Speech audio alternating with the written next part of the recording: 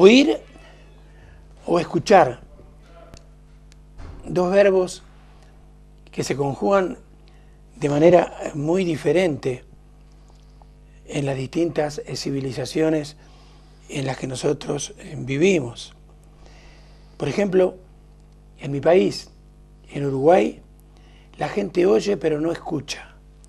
Se reúnen los fines de semana, esa vieja tradición de la familia, sobre todo los domingos, a comer los ñoquis o a comer la pasta que hace la mamá alrededor de una gran mesa. Hijos, nietos, suegros, suegras, de pronto 20, 25 personas hablando, pero simplemente oyendo lo que los demás dicen, pero sin escucharlos. Escuchar es prestar atención a lo que nos están diciendo. Entonces, les digo todo esto porque nuevamente estamos con nuestro gran amigo, el doctor Aurelio Chamorro, que ya les hablara de comunicación la semana pasada, y hoy vamos a seguir hablando acerca de este tema tan, pero tan importante para que la humanidad sepa comunicarse. Es importantísima entonces la comunicación interpersonal. Buenas noches, Aurelio. Buenas noches, Milton. Muchas gracias una vez más por estar con nosotros y danos un pantallazo acerca de lo que nos hablaste hace apenas un par de semanas acerca de esta comunicación interpersonal. Bueno, pues solo voy a destacar unas pocas ideas. A mí me parece que son especialmente importantes. Primero, lo que es el concepto mismo de comunicación, que es transmitir o compartir pues ideas, sentimientos, afectos, servicios, incluso la propia vida. Se puede considerar como el nivel más alto de comunicación, cuando compartimos la vida.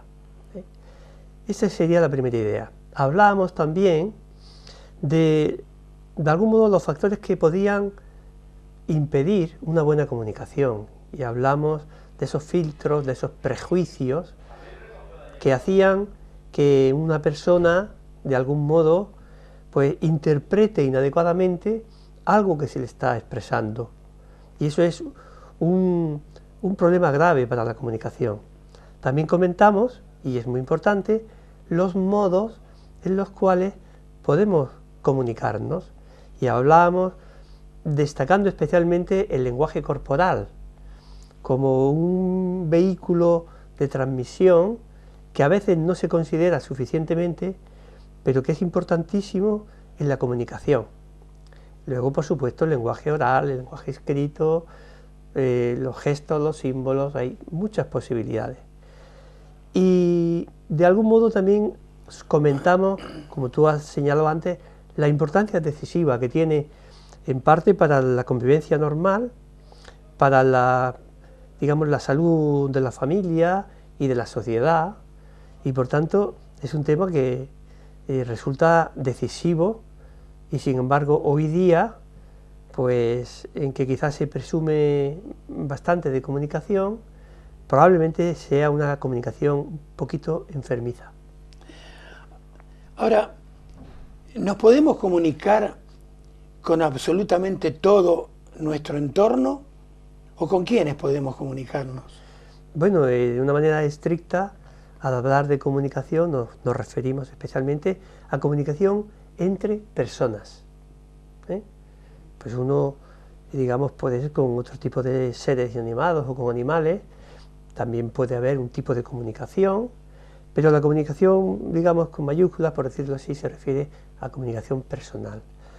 Y en ese sentido están, pues, por un lado, nuestros iguales, los seres humanos con los cuales tenemos cerca o que tenemos lejos.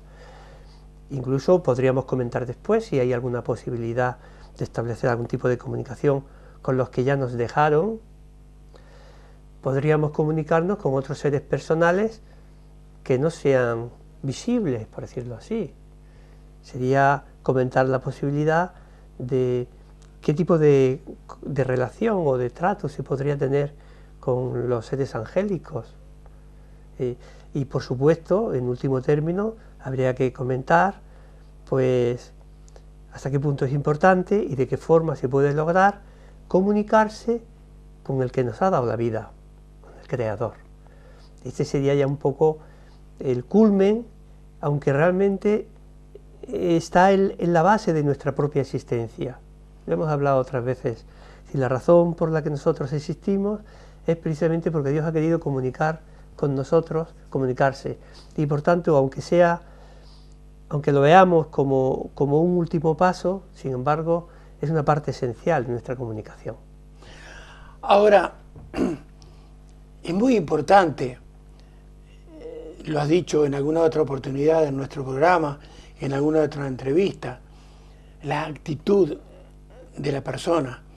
Entonces, mientras estabas hablando pensaba, ¿cuáles son las actitudes en las personas que pueden favorecer o desfavorecer esa comunicación interpersonal?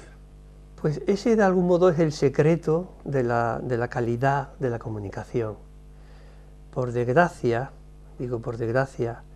la actitud con la que procuran comunicarse muchos seres humanos es una actitud un poco negativa, en el sentido de que en lugar de ofrecer o compartir o querer compartir algo, más bien están tratando de utilizar en beneficio propio al otro.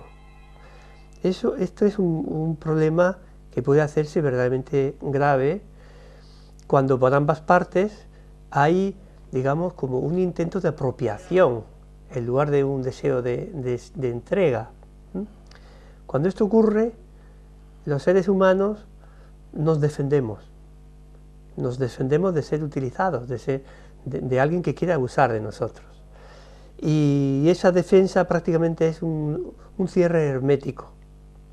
Nos pasa un poquitín como a las ostras, que en el momento en que ven un riesgo, ¡pum!, se cierran y realmente no hay modo de abrirse. Y cuando dos personas, una y otra, se miran y se tratan, no valorando al otro, sino por lo que vale en sí mismo, sino valorándolo en relación con el propio yo, como alguien que me puede o bien ofrecer algo, una satisfacción personal, o quizá me puede aplaudir, puedo quedar bien delante de él.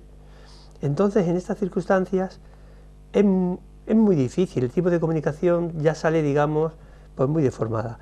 Por tanto, sintetizando, yo diría, para que se dé una buena comunicación, tiene que haber, primero, alguien con algo que comunicar, con una intención, digamos, recta, de querer enriquecer al otro.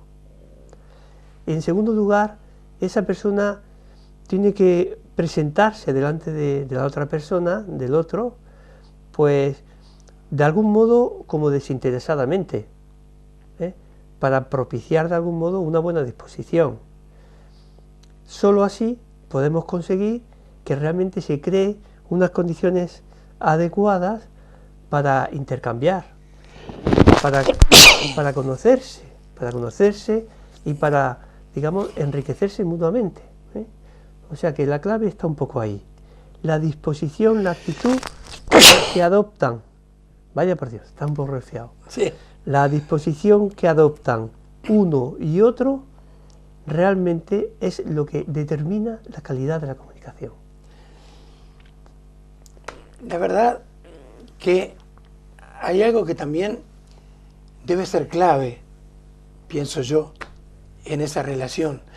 Pero no solamente, digamos, en la relación entre padres e hijos, en la relación entre amigos, en la relación entre alumnos y profesores. ¿Cómo debe ser entonces, Aurelio, esa relación para que nosotros podamos afirmar que es una comunicación, una relación educativa, por sobre todas las cosas? Bueno, efectivamente, en el ámbito de la familia y de la amistad, pero podemos centrarnos, si te parece, un poco en el ámbito familiar. Claro, se habla mucho de que no cuenta tanto el tiempo real en que se produce un contacto entre los padres y los hijos, como la calidad de esa relación. Es decir, para que la relación de los padres con los hijos sea educativa, ese calificativo, pues es necesario que promueva la verdadera libertad del otro, la libertad. ¿Qué significa eso? Que tenemos que favorecer el que nuestros hijos, mirándose en nosotros, se conozcan a sí mismos y asuman de una forma consciente, digamos, su propia autoeducación.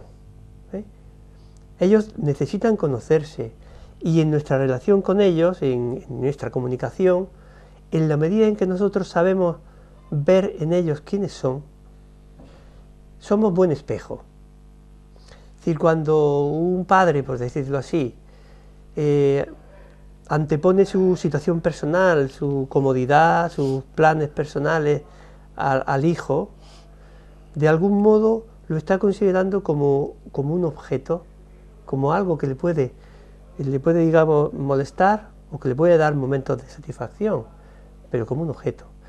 Cuando nosotros sabemos ver detrás de las peculiaridades de cada hijo a alguien de un valor muy singular, pues lo que hemos hablado otras veces, un diamante en bruto, entonces en esa misma mirada le estamos transmitiendo quién es. En ese momento él puede descubrir sus valores, sus limitaciones, sus defectos, y los puede descubrir por una razón muy sencilla, porque pierde el miedo a mostrarse como es, se expresa con espontaneidad y por tanto puede conocerse mirándose en sus padres. Por tanto, yo pienso que el tipo de trato que se tiene con los hijos tiene que basarse primero en un singularísimo respeto. Y como saben muy bien, el respeto es consecuencia del valor que le damos al otro. Si un padre valora a su hijo tanto que subordina todos sus planes personales al bien de su hijo, entonces ese hijo podrá descubrir su identidad, podrá, digamos, estar en condiciones óptimas para asumir libremente y responsablemente su propia educación. Ahora hay algo, Aurelio, que también me parece de suma importancia. Cada ser humano, cada uno de nosotros, tiene, digamos, un baremo de su propia autoestima. Entonces, de acuerdo a la autoestima de cada uno de nosotros, ¿cómo influye entonces esto en la comunicación que podemos tener con los demás? Pues la autoestima es un elemento clave en la comunicación. Evidentemente todos los seres humanos experimentamos una necesidad, por decirlo así, una necesidad de sentirnos valiosos, de sentirnos valorados, y cuando nos sentimos valorados, entonces, digamos, nos disponemos adecuadamente a una buena relación. Cuando alguien, digamos, tiene una baja estima personal, teniendo como tiene la necesidad de verse valorado, pues entonces reacciona cerrándose. Es decir, y esa baja estima puede hacer prácticamente que uno se cierre, impida ser conocido, y sobre todo que reaccione, digamos, anulando los consejos o las observaciones que le hace el otro. A mí me parece que la clave de todo esto está en saber cuál es la base de la autoestima. La base. ¿En qué baso yo mi autoestima? Desgraciadamente, muchas personas basan su estima personal en la opinión que perciben en los que tienen alrededor. Claro, si uno se siente valorado por el entorno, pues está a gusto. Si uno se siente mirado como de bajo precio, entonces se deprime. También puede ser que la estima personal se base sobre todo en la propia opinión que uno tiene de sí mismo. Si yo, independientemente de que me valoren o no, yo me tengo por alguien valioso y por tanto no necesito que me aplaudan para sentirme bien. Pero tanto una como otra, la estima ajena y la estima propia, son relativamente inestables. Son inestables. Pueden pasar circunstancias que en un momento dado, pues uno efectivamente pues pierda la confianza en sí mismo y comentaba antes que cuando uno no tiene autoestima, entonces tiene miedo a ser conocido y por tanto no se deja ayudar, crea unas situaciones, ofrece una imagen artificial de sí mismo, que es la que él cree, piensa que deberían ver los otros, pero al no dejarse conocer no se deja ayudar. Y esto es un tema importantísimo. ¿Cuándo puede tener una estima estable? Pues cuando es un tipo de estima que no depende de la opinión de los demás ni de la propia. Cuando uno sabe que es valioso. El único modo seguro de tener autoestima estable, que no depende de circunstancias externas, es el sentirse valorado por el mismo Dios, que es el que realmente da valor a todo. Por tanto, si uno se sabe querido incondicionalmente, digamos que significa mucho para el mismo Dios, tú me dirás qué puede importar que otras personas o yo mismo me considere de escaso valor. Ahora, ¿qué puedo hacer si mi interlocutor, por ejemplo, se encierra en su propia concha sin dar paso, digamos, a la comunicación? Se está defendiendo, digamos, de esa comunicación. ¿Qué hago entonces para poder penetrar en esa persona y poder comunicarme con ella? Pues ese es el problema quizá principal que se da en la comunicación, que aunque alguien tenga verdaderos deseos de entrar y de hacer, digamos, de compartir ideas o de compartir sentimientos, afectos con otro, pues el otro, pues como comentaba antes, se cierra y hace muy difícil, es un problema. ¿Cuándo una persona deja de defenderse?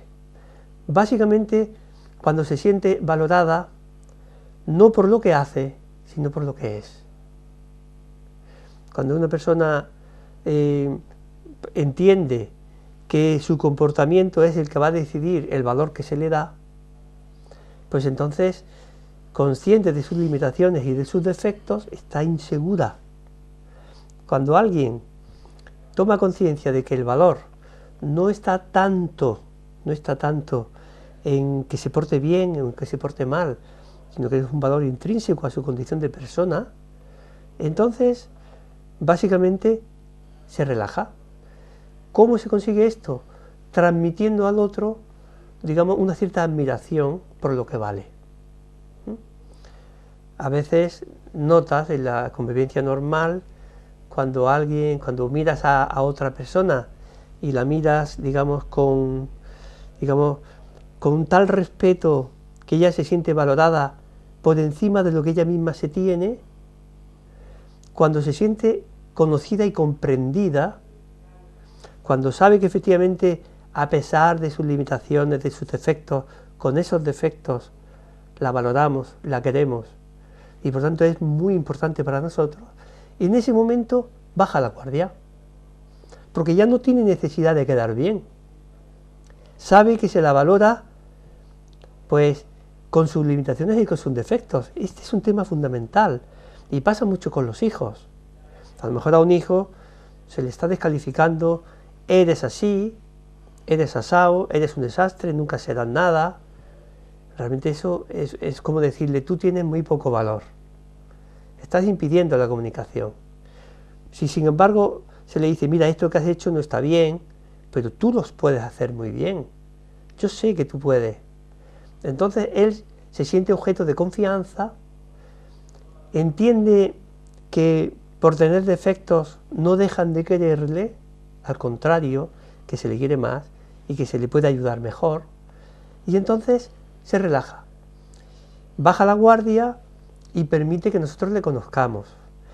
Cuando nosotros le conocemos más a fondo, él mismo se conoce, porque el problema está en que cuando uno da una imagen falsa de sí mismo, el primero que resulta engañado es él, que no quiere aceptarse con sus defectos. Él quiere ser una persona, si no perfecta, de mucho valor, y como tiene conciencia de los defectos que no quiere aceptar, entonces se cierra, se hace una idea equivocada de sí mismo y trata de dar una idea falsa a los demás. Esto es el problema principal para la comunicación. Por tanto, para hacer que el otro se abra, lo que hay que hacer es hacerle entender, con nuestro lenguaje corporal, con nuestras palabras, con nuestra actitud hacia él, que es alguien muy valioso y que no queremos prescindir de él, que nos importa muchísimo. Nos decís, nos repetís a cada momento que el ser humano es muy valioso. Entonces, es evidente mi pregunta, ¿qué o quién al ser humano le otorga ese valor? Pues no, siempre se ha dicho que algo vale pues lo que alguien está dispuesto a pagar por él, ¿no? Tú imagínate que tienes pues tu reloj y hay una subasta y hay alguien que está dispuesto a dar 1 millón de euros. Pues se podría decir que ese reloj vale 1 millón de euros. ¿Y el ser humano cuánto vale? Habría que decir pues con el mismo criterio lo que alguien haya estado dispuesto a pagar por él. Por tanto, la segunda pregunta sería, ¿cuánto vale para quién? Para mí mismo, para mis padres, para mis amigos. Bueno, pues yo pienso que el secreto está en ver los que tenemos fe, los que conocemos, digamos, somos cristianos y entendemos, digamos, lo que el ser humano significa para Dios como imagen suya y como alguien privilegiado. Bueno, Dios mismo ha estado dispuesto a dejarse arrancar la vida para recuperarnos. Ese es el precio de cada ser humano. Podemos decir que el precio es, lo decía San Pablo, habéis sido comprados a un precio enorme, astronómico.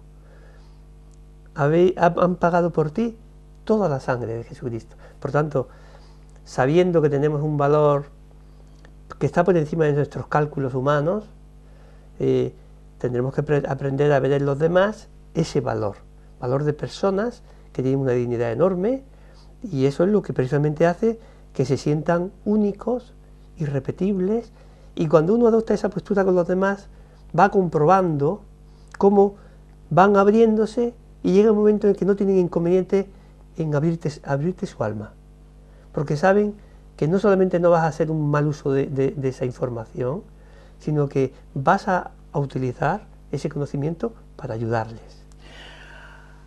Ahora, estabas hablando y yo pensaba que en toda comunicación, en toda conversación, por ejemplo, entre dos personas, siempre hay uno que sabe, por ejemplo, que ha actuado mal. ¿Por qué entonces esa propensión tan acentuada en los seres humanos en tratar de justificarse cuando han actuado mal? Eso suele ocurrir muy a menudo. Uno le dice a un hijo, oye, ¿por qué tal? Ah, no, es que no. Siempre parece que nos estamos justificando. La razón está un poco en lo que hemos comentado antes, en la necesidad de autoestima.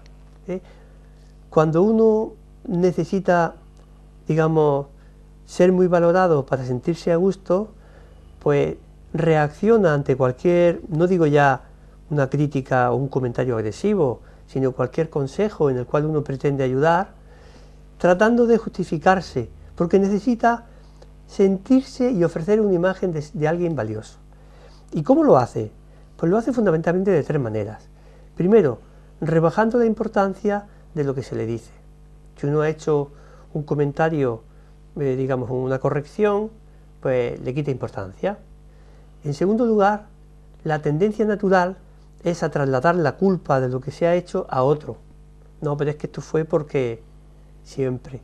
Y en tercer lugar, cuando ya no hay razones para exculparse, para rebajarle la importancia de lo que uno ha hecho, ¿qué hace? Descalifica al que te está corrigiendo. Entonces, claro, este asunto es importante, porque una persona que no es capaz, digamos, de aceptar, reconocer sus errores, sus defectos, delante del mismo, y por tanto tener la humildad de saber que tiene defectos y que hay cosas que no hace bien. Una persona que no hace eso es que se está cerrando a la posibilidad de mejorar. Y esto es muy serio. Por tanto, tenemos que tratar, cuando vemos que alguien con el que estamos tratando, algún amigo, pues se defiende, decirle, mira, yo no te aprecio porque siempre lo hagas todo bien. Yo te aprecio por ti mismo. Y en la medida en que tú, digamos, tengas la sinceridad de dejarte conocer, te querré más y te podré ayudar mejor. Esas condiciones son las que promueven, digamos, una amistad sincera. La amistad, como sabes, igual que yo, exige, digamos, de algún modo abrir las puertas del alma con el riesgo de que la otra persona haga mal uso de esa información.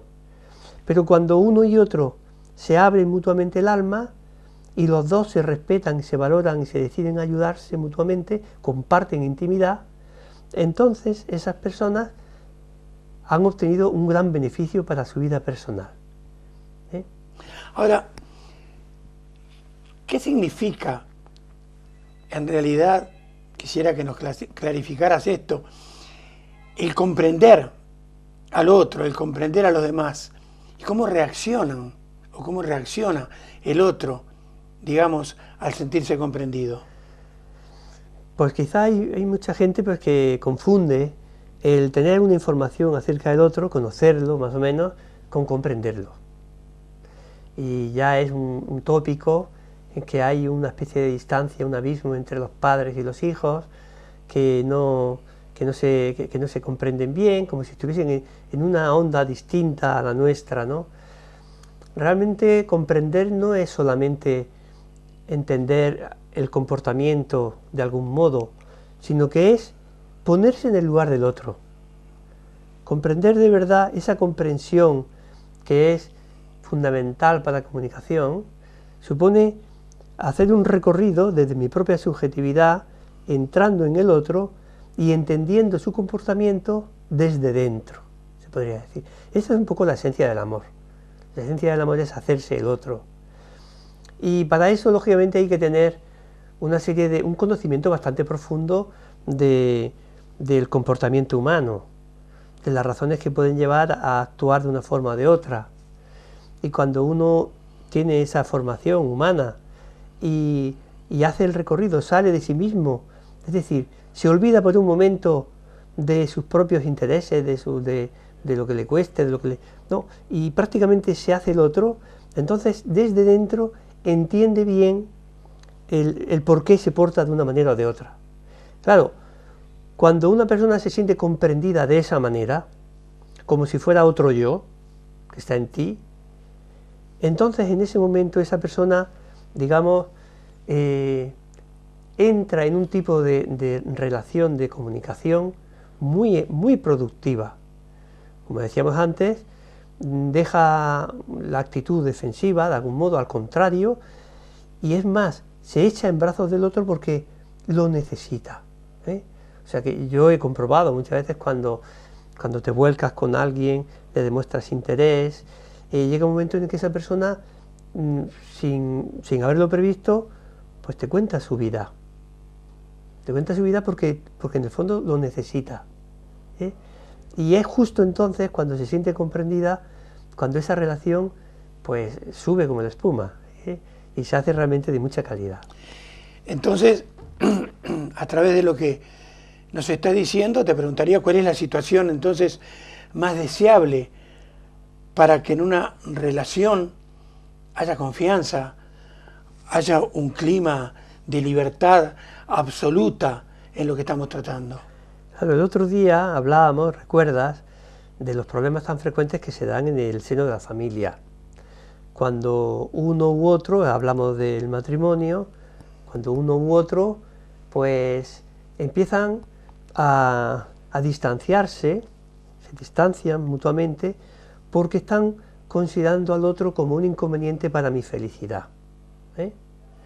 Por tanto, podríamos decir que cuando cada uno de los dos o de las personas que se están comunicando saben ver en el otro a alguien muy valioso, que merece ser amado, que merece ser respetado, que merece ser servido, y por tanto subordina su bienestar al bien del otro, pues cuando se crea un clima en el ambiente de la familia, en el que cada uno está más pendiente de las cosas de los demás que de las propias, entonces cuando uno se siente valorado por lo que es y no por lo que hace o por lo que tiene, pues justo en ese momento el ambiente propicia una comunicación muy enriquecedora.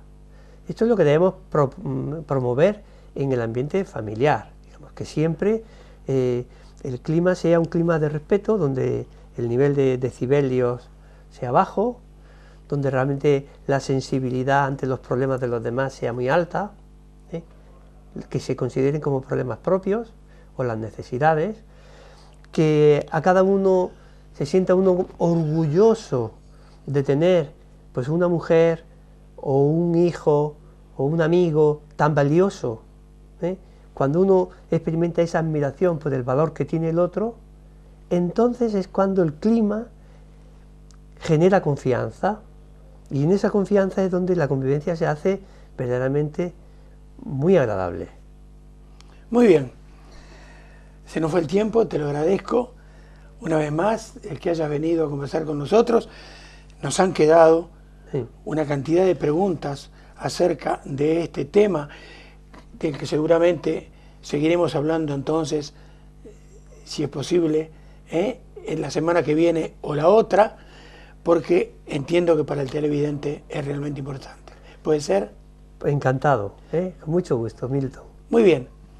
Y bueno, y a ustedes decirles que para terminar este primer bloque de la noche de hoy, que en toda comunicación, según nuestro criterio, nunca, jamás interpreten. Mejor pregunten.